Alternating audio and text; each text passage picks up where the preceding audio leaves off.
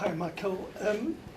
It's just over a week ago that Sir Jim Ratcliffe made his comments on immigration. Obviously, they've had a global impact, but they've also been condemned by many, many people, including all Manchester United's major fans organisations. As the most visual face of the club, as the manager, the person that we hear from more than anyone else, could you give us your assessment of those comments and the impact they've made?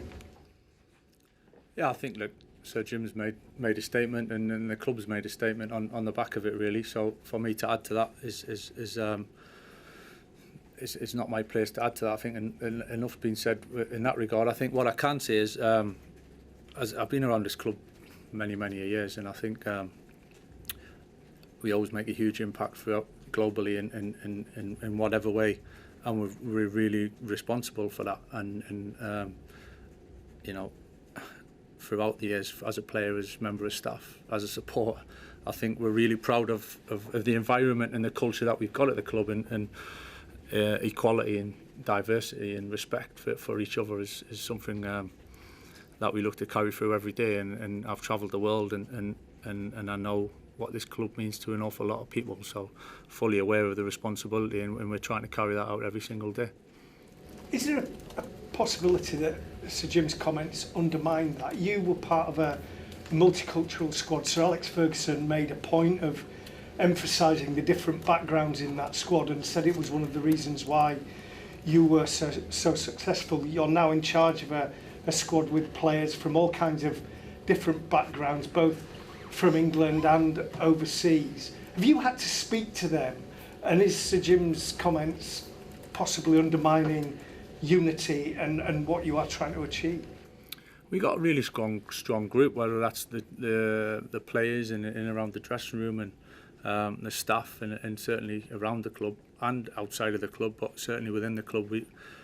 I think we're in constant communication anyway. We're here to support each other and help each other in whatever way we can. So the boys have been in really good spirits this week in terms of training. We've had some time away, so I think that was important for a refresh and a bit of a deep breath of everything, you know, for the short time we've kind of been together to digest everything, and then come back and focusing on what's next. So we're looking forward to the next game at this stage. But yeah, obviously we're here to help each other, support each other in any way we possibly can. Michael, just picking up off that though, do you think comments like that can impact a group that, as Simon mentioned, are from all around the world, from different backgrounds, from different social classes as well?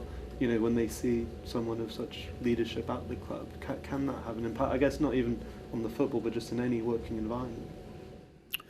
Yeah, I think part of being at this club, we understand what it's like, and globally, and as I said, the responsibilities we have, and within this, and I can only speak from my personal experiences of being here for a long time, and with various managers, with various staff, supporters largely probably stayed the same, gathered some new supporters over the years, but all backgrounds, different backgrounds, and it's something we're fully aware of, and I am, and I'm proud of what the club stands for and has done for so long, really, and I'm really aware of that. Just on team news now, looking ahead to Monday, I think you mentioned Mason Mount could be close back to fitness for Everton, and De Ligt. Do you have any kind of updates on those especially? Yeah, Mason's getting closer. I think we're really we're going to be patient as well, and we have been patient with him. So we don't want to push anything. He's an important part of the group, Mason, and we want him back and fit, and he'll have a big impact for us. So he's getting closer, which is good for us.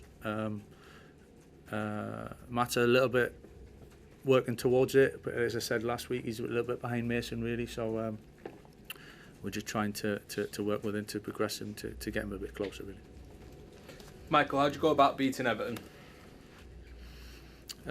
Listen, there's a lot goes into a game.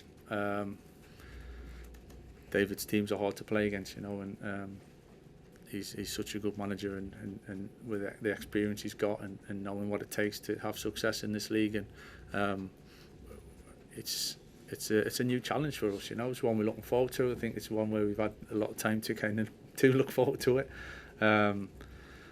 So yeah, it's going to take a lot. I think it's going away to Everton. I know it's a new stadium, but historically, it's always been tough. It's always been the atmosphere and the supporters that they create. I think it's always been one of the toughest ones that I've played away from home. So we're aware with that.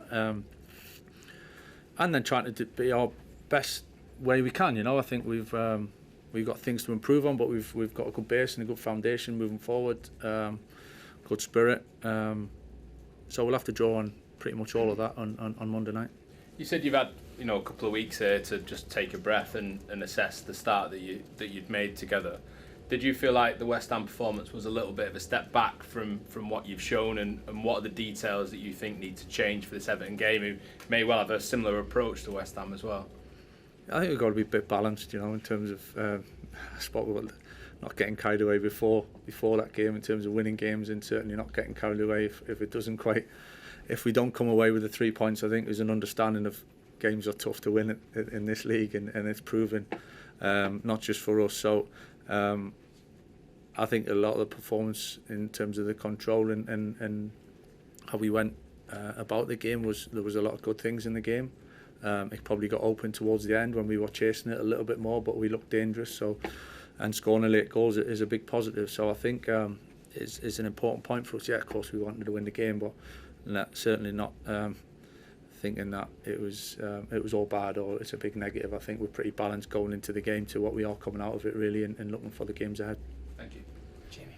Hi Michael. So it will have been 13 days by the time you play Everton. How has it been having an extended break like that? Has it been helpful, or do you feel it's broken the rhythm? And how are the plans going for a mid-season friendly when the next gap comes up? And how involved in the plans for that are you? Yeah, we're trying to make it useful, the break that we've had at the moment. I think we're trying to make in different ways. I think it was important that I think when there's change and the kind of the month or so that we had together, I think it was important for everyone to have a couple of days to digest that and take it in. And so the boys have trained a bit, had a few days off, trained a bit again, and looking to get the balance right of keeping the rhythm, keeping the sharpness, keeping that the focus, which the boys have been, I have to say, really good in training again. And then moving forward, the fixtures have thrown up some mixture of gaps between games really. So just adjusting and adapting, and we'll see what kind of comes of that. Especially obviously the international, and then a bit of a break after that. So we'll manage it as we go, but we'll obviously try and make the best of it.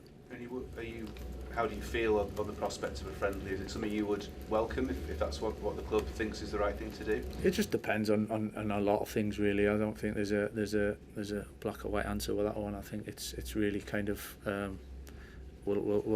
we'll make a call, and there's a bit of an area in between where it depends on where the game is, what it's like, what time it is when the fixtures fall. So it's not straightforward, but it's something if we need to look at, we can do if we think it's the best for the players.